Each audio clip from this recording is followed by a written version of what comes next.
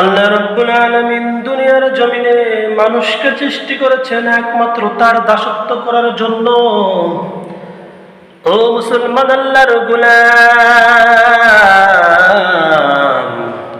এই দুনিয়া কিছুই নয়। চক্ষু বন্ধ করলে বুঝতে পারবি রে মুমিন, চক্ষু বন্ধ করলে বুঝতে পারবি দুনিয়াটা কি ছিল, দুনিয়াতে কি করেছি, দুনিয়াতে কি করেছি, আর দুনিয়াতে কি করা লাগবে না। আল্লাহ রাব্বুল আলামিন আমাদের এই দুনিয়ার জমিনে সমস্ত মানুষকে, সমস্ত মাখলুককে আল্লাহ রাব্বুল আলামিন এই দুনিয়ার জমিনে মানুষকে অনেক যত্ন করে তৈরি করেছেন। মহান রব্বুল আলামিন তিনি আর তার কোনো শরীক নাই, লা শারীকা লাহ।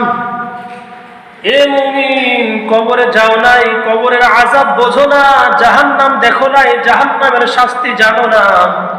যদি জাহান্নামের শাস্তি দেখতা, জিন্দেগিতে কখনো আর তোমরা গুনাহ করতা না। যদি কবরের আযাব দেখতা, জিন্দেগিতে কখনো আর কবরের সামনে দিয়া মাথা উঁচু করে বুক ফুলিয়ে যাইতা না। কবরের সামনে গেলে তখন চোখের পানি ঝরঝর করে গড়ে পড়তো। এখন আমি আপনি কবরের আযাব জানি না রে মুমিন, কবরের মধ্যে কেমন। কবর বড় ভয়ানক ঘর, কবর বড় কঠিন আযাবের গর্ত।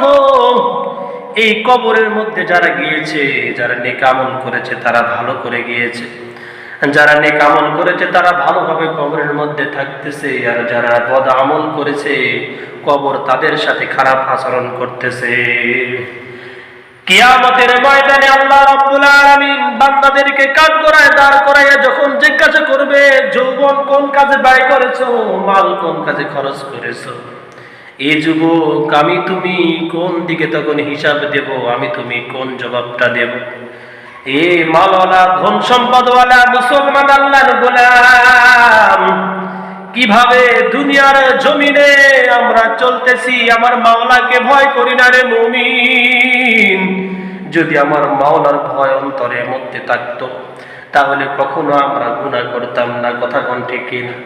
আমাদের মাওলার ভয় অন্তরের মধ্যে নাই, যার কারণে অনর্গল গুনাহ করতেছি, গীবত করতেছি, শিকায়ত করতেছি, সুদ খাচ্ছি, ঘুষ খাচ্ছি, মিথ্যা কথা বলতেছি, জবান দ্বারা ফাহিশা কথা বলতেছি, চগলখুরি করতেছি।